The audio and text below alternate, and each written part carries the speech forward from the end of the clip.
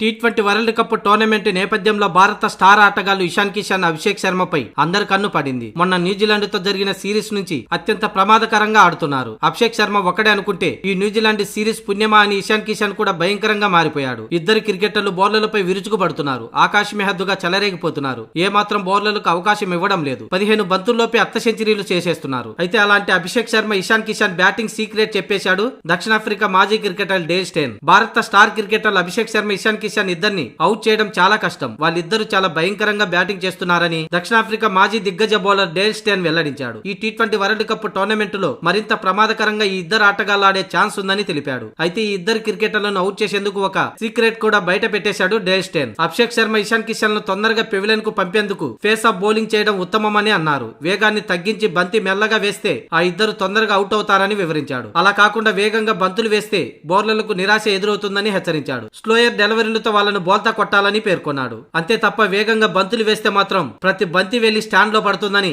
ఆ ఇద్దరిని ఓ 5 ఓవర్లు క్రీజ్ లో ఉంచితే స్కోర్ బోర్డు అందుకోలేనంత దూరంలో వెళ్లిపోతుంది. అందుకే ఆరంభం నుంచి ఇద్దరు బ్యాటర్లపై స్లోయర్ డెలివరీలు సంధిస్తే వికెట్లు దక్కే అవకాశం ఉందని డేల్ స్టైన్ అన్నాడు.